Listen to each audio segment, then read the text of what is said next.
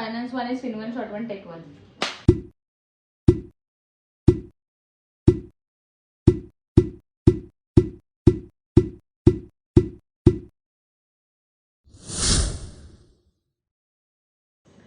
नमस्कार, फाइनेंस वाणी के एक और एपिसोड में आप सबका स्वागत है। आज हम बात करने वाले हैं 13 मार्च वाले हफ्ते में स्टॉक मार्केट की परफॉर्मेंस कैसी रहेगी। Sensex, Nifty, bank Nifty, global markets, commodity markets, crypto currency, कौन सी इंडस्ट्रीज अच्छा परफॉर्म करेगी, कौन सी इंडस्ट्रीज हमें थोड़े से नुकसान में डाल सकती है, और अंत में आपके सवाल और मेरे जवाब, ये सारी चीजें लेकर आई हूँ एक बार फिर मैं आज आपके सामने फाइनेंस वाणी का एक नया एपिसोड लेकर। एपिसोड शुरू होने से पहले मैं आप सबको बता दूं, आपको याद दिला दूं कि स्टॉक मार्केट की एक्यूरेट प्रेडिक्शंस करना किसी के भी लिए नामुमकिन है, लेकिन हर हफ्ते टैरो कार्ड्स और न्यूमरोलॉजी के जरिए मैं आपको थोड़ी सी गाइडेंस देने की कोशिश जरूर करती हूँ और आशा करती हूँ कि आपको इस गाइडेंस के साथ थोड़ी सी हेल्प मिले और आप अपने स्टॉक मार्केट के डिसीजंस में सही डिसीजंस ले और खूब सारा मुनाफा कमाएं। सबसे पहले बात करेंगे कि सेंसेक्स अगले हफ्ते कैसे परफॉर्म करेगा। 13 मार्च वाले वीक में सेंसेक्स की शुरुआत काफी अच्छी हो सकती है। ओवरऑल सेंसेक्स ग्रीन्स में खुलते हुए नजर आ रहे हैं and the first 2 days look very promising as far as the performance of the stock market is concerned. Midweek यानी वेडनेसडे और थर्सडे मार्केट्स थोड़े से लुढ़क सकते हैं और आपको थोड़ा सा टफ टाइम दे सकते हैं। In terms of mid week market में कुछ ऐसी चीजें हो सकती है जिससे मार्केट वॉलेटाइल तो काफी रहेगा, लेकिन उसका जो पुल रहेगा वो डाउनवर्ड ट्रेंड की तरफ ज्यादा नजर आएगा। गुड न्यूज ये है कि फ्राइडे तक मार्केट काफी स्टेबलाइज भी हो सकते हैं, लेकिन उतने इंप्रूव नहीं होंगे जिस लेवल पे मार्केट्स मंडे को खुले थे। सो ओवरऑल अगर हम देखने जाएं तो मार्केट का graph starts from an upper trend, comes down to a level and then again tries to recover to a reasonable level. Overall stock market का next week स्टॉक स्पेकुलेटर्स के लिए, daily traders के लिए काफी फायदेमंद हो सकता है, बिकॉज आपको इस वॉलेटिलिटी में ट्रेड बेनिफिट्स या ट्रेड ओकेजन्स काफी मिल सकते हैं। सेंसेक्स के बाद बात करेंगे निफ्टी के बारे में। निफ्टी में ट्रेड या निवेश अगले हफ्ते घातक हो सकता है, क्योंकि निफ्टी की परफॉर्मेंस आप भांप नहीं पाएंगे और आपको काफी नुकसान हो सकता है। निफ्टी में ट्रेड करने वालों को डेली ट्रेडिंग से दूर रहने की मैं सलाह दूंगी। वीकली ट्रेड में भी थोड़ा सा संभाल के रखेगा, बिकॉज आपको ऐसे राइट मौके या राइट अपॉर्चुनिटीज नहीं मिलेंगी and that can lead to a very stressful situation and ultimately to a loss. So Nifty में जो ट्रेड्स है या निफ्टी का जो इन्वेस्टमेंट है वो इतना पॉजिटिव नहीं नजर आ रहा है for the week to come. अब हम बात करेंगे बैंक निफ्टी के बारे में। बैंक निफ्टी में कैसा रहेगा अगला हफ्ता। बैंक निफ्टी काफी स्टेबल नजर आ रही है और बैंक निफ्टी में डेली स्पेकुलेटर्स से लेकर इन्वेस्टर्स तक आपको काफी अपॉर्चुनिटीज मिल सकती है। Bank Nifty from a lower side to a positive side जाती हुई नजर आ रही है थ्रू आउट द वीक, तो उस हिसाब से आप निवेश या ट्रेड कर सकते हैं या अपनी पोजीशंस क्रिएट कर सकते हैं। बैंक निफ्टी के बाद बात करेंगे ग्लोबल मार्केट्स के बारे में। देखते हैं अगले हफ्ते ग्लोबल मार्केट का ट्रेंड कैसा रहेगा। काफी स्टेबिलिटी नजर आ रही है after some time in the global market. Global markets का ऑलमोस्ट जीरो इंपैक्ट रहेगा इन आर मार्केट और the Asian markets on the whole. Global markets में ट्रेड या निवेश करने वालों के लिए भी मैं थोड़ा सा एक पॉज बटन यूज करने की सलाह दूंगी, because the global markets are still not looking very promising और नॉट वेरी क्लियर कि कौन सी साइड जाएंगे in the weeks to come. Overall, the global markets are going to do very well in terms of stability. Movement और volatility थोड़ी सी कम नजर आ रही है, but nothing to be worried for on the global market front. चलिए अब देख लेते हैं कि ऐसी कौन सी इंडस्ट्रीज है जो अगले हफ्ते काफी पॉजिटिवली फेयर करेगी या हमें फायदे करवा सकती है। In terms of any industry that deals into breaking down of heavy metals या माइनिंग इंडस्ट्रीज, ये इंडस्ट्रीज काफी अच्छे से परफॉर्म करेगी अगले हफ्ते में। Industries that deal into women hygiene products, ये भी काफी अच्छे से ट्रेंड या डील करेंगे अगले हफ्ते में। एंड लास्टली, सर्जिकल इक्विपमेंट्स और anything to do with the medicine sector and hospitals will also do very well next week. ये 3 ऐसे सेक्टर्स हैं जिसको आप बहुत अच्छे से मॉनिटर करके एक रिस्क के साथ भी ट्रेड या निवेश कर सकते हैं, ये आपको फायदे में ला सकते हैं। अब हम बात करेंगे वो कौन सी इंडस्ट्रीज है जो अच्छे से परफॉर्म नहीं करेगी और जो हमें थोड़ा सा नुकसान दे सकती है। सबसे पहले अगर मैं बात करूं, then anything to do with liquor and products और tobacco will not fare very well next week. Anything to do with liquid products और वाटर, ये भी अच्छे से डील नहीं करेंगे या फेयर नहीं करेंगे next week. And lastly, anything to do with products or industries that supply raw materials to any food industry। ये 3 सेक्टर्स ऐसे हैं जो इतने अच्छे से परफॉर्म नहीं करेंगे in the week to come और आपको इनसे दूर रहना चाहिए। हालांकि लिक्विड रिलेटेड चीजों के लिए कार्ड्स मना कर रहे हैं, but the chemical industry can still do very well next week, so that becomes an exception for the week to come. अब हम बात करेंगे कमोडिटी मार्केट्स के बारे में। कमोडिटी मार्केट अगले हफ्ते कैसा रहेगा और किस तरह से हमें उसके साथ डील करना चाहिए।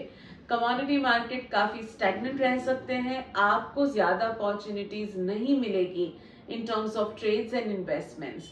कमोडिटी मार्केट्स में आपको लॉन्ग टर्म अगर इन्वेस्ट करना है तो आपको कुछ एंट्री पॉइंट्स मिल सकते हैं, but this you should cross check with your financial advisors or portfolio managers whomsoever it may concern। Commodity markets में डेली ट्रेड्स के लिए कोई भी विंडो जब नजर नहीं आ रही है, वहां पे अगर हम जबरदस्ती ट्रेड करने जाएंगे तो हमको नुकसान हो सकता है, तो प्लीज उसको अवॉइड कर लीजिएगा। क्रिप्टो मार्केट नेक्स्ट वीक कैसे परफॉर्म करेगा उसके बारे में बात कर लेते हैं। क्रिप्टो मार्केट में मुझे इस वीक भी लास्ट वीक जैसी हूबहू सिचुएशन दिख रही है। That means the crypto currency is going to slowly fare well और go towards the upward trend. Crypto market में कुछ भी नेगेटिव नहीं नजर आ रहा है next week and nothing is going to pull it down. पिछले काफी हफ्ते से हम देख रहे हैं that this particular segment is really going strong towards the upper side. तो इसके लिए ये जो मार्केट है उसमें कोई स्ट्रेस लेने की जरूरत नहीं है, लेकिन क्रिप्टो करेंसी में एंट्री पॉइंट के लिए ये समय उचित नहीं है। जो एग्जिस्टिंग इन्वेस्टर्स है वो अपने मुनाफे को बढ़ता हुआ देख सकते हैं, जो नए इन्वेस्टर्स है जो इसमें निवेश करना चाहते हैं वो थोड़ा सा अभी ठहर जाइए। न्यूमरोलॉजी क्या कहती है अगले हफ्ते के स्टॉक मार्केट के परफॉर्मेंस के बारे में, तो उस हिसाब से मैं आपको बता दूं that 13th of March is going to be good if you are making use of your technical calculations। Calculated risk के साथ जाएंगे तो 13th March can be one of the best days of your life in terms of earning well on the stock market। 14th March is a little volatile and very impulsive day। यानी 14th मार्च को आपको बहुत मन करेगा कि मैं ये trade कर दूं, मैं वो ट्रेड कर दूं, लेकिन अगर आप इंपल्सिव डिसीजंस लेंगे तो आपको लॉस हो सकता है। 14th मार्च को भी अगर आप कैलकुलेशंस के साथ चलेंगे और जो आपको निवेश करना है उसका सिर्फ 60-70% निवेश करके आगे बढ़ेंगे तो आपके लिए वो ज्यादा फायदेमंद हो सकता है। 15th March is a day when you can reap the benefits of whatever you have invested। यानी लॉन्ग टर्म इन्वेस्टर्स को 16th मार्च को काफी प्रॉफिट बुकिंग के मौके मिल सकते हैं। In terms of traders and speculators 15th March is also good for you because you'll get a lot of opportunity to trade and earn some profits। 16th और 17th March थोड़े से stagnant रह सकते हैं, लेकिन 17th of March को आपको अच्छा खासा प्रॉफिट मिल सकता है आपके अर्लियर इन्वेस्टमेंट्स पे। यानी लॉन्ग टर्म इन्वेस्टर्स के लिए 17th of March को काफी अच्छा फायदा या प्रॉफिट नजर आ रहा है। न्यूमरोलॉजी अगर देखने जाए तो इस हफ्ते में नंबर 4 एंड नंबर 5 काफी अच्छा मुनाफा कमा सकेंगे। On the other hand number 6 is not going to be very lucky in terms of stock market investments और ट्रेड्स। इस नंबर को आपको अपनी पूरी डेट ऑफ बर्थ का टोटल लाते हुए डिराइव करना है और अगर आपका नंबर 4 या नंबर 5 पे आता है तो आपके लिए अगला हफ्ता काफी लकी है। अगर ये नंबर 6 पे आता है तो कुछ दिनों के लिए स्टॉक मार्केट से दूर रहना आपके लिए बेहतर रह सकता है। चलिए अब उस सेगमेंट की तरफ चलते हैं जहां पे आपके सवालों के मैं जवाब देती हूँ। अगर आपके मन में भी आपके फाइनेंसेस से रिलेटेड कुछ प्रश्न है, आपके stock market, mutual funds, gold या एनी इन्वेस्टमेंट रिलेटेड आपका कोई क्वेश्चन है तो नीचे दिए गए ईमेल एड्रेस पर मुझे जरूर लिखें। आप अपने क्वेश्चन के साथ अपना नाम और अपनी पूरी डेट ऑफ बर्थ भेजना ना भूलें ताकि मैं टैरो कार्ड्स और न्यूमरोलॉजी के जरिए आपको गाइड कर सकूं। आज का जो पहला सवाल आया है वो आया है तरुण जी से। तरुण जी ने दिल्ली से मुझे ये सवाल भेजा है that he has been a rigorous investor in mutual funds since last 17 to 18 years and he has been faring really well. लेकिन अभी हाल ही में उनके दोस्तों को स्टॉक मार्केट में वो काफी कमाता हुआ देख रहे हैं। और तरुण जी का ये सवाल है कि क्या वो अपनी सेफ इन्वेस्टमेंट्स की जगह कुछ सालों के लिए स्टॉक मार्केट में निवेश कर सकते हैं या नहीं। स्पेसिफिकली उन्हें ऑयल एंड नेचुरल गैस वाली कंपनीज में ही निवेश करना है बिकॉज उनको इंट्यूटिवली ऐसा लगता है कि वो सेक्टर उन्हें सूट करता है। तरुण जी देख लेते हैं कि आपको स्टॉक मार्केट कितना सूट कर सकता है। आपको ये काफी सूट करेगा और आप ये डिसीजन ले सकते हैं। आप अपने अगले कुछ सालों का सेविंग्स या कुछ अमाउंट स्टॉक मार्केट, वो भी specifically oil and natural gas में इन्वेस्ट कर सकते हैं। आपको काफी मुनाफा होगा। So good luck to you Tarun ji. Tarun ji आपके नंबर्स को मैंने स्टडी किया है और आपके नंबर्स के हिसाब से अगले 2 साल में किसी ना किसी तरह से या तो आपको कुछ इनहेरिटेंस में या कोई इन्वेस्टमेंट के जरिए विंडफॉल गेन हो सकता है। आपको एक प्रॉपर्टी बाइंग योग भी नजर आ रहा है, तो अगर ये होता है तो आपके लिए काफी फायदेमंद होगा and I wish you all the best for that. With regards to stock market investments, please go ahead, it's going to give you a lot of benefit. आज का जो हमारा दूसरा सवाल आया है वो आया है विक्रांत जी के जरिए। विक्रांत जी ने पुणे से ये पूछा है कि पिछले साल उन्होंने एक प्रॉपर्टी में निवेश किया था और वो प्रॉपर्टी का इन्वेस्टमेंट वो सही टाइम पे खत्म कर पाएंगे या नहीं, वो लायबिलिटी सही टाइम पे खत्म हो पाएगी या नहीं। काफी इनसिक्योरिटी हो रही है उनको अपने जॉब और बिजनेस को लेकर और इसी वजह से उन्होंने ये सवाल पूछा है।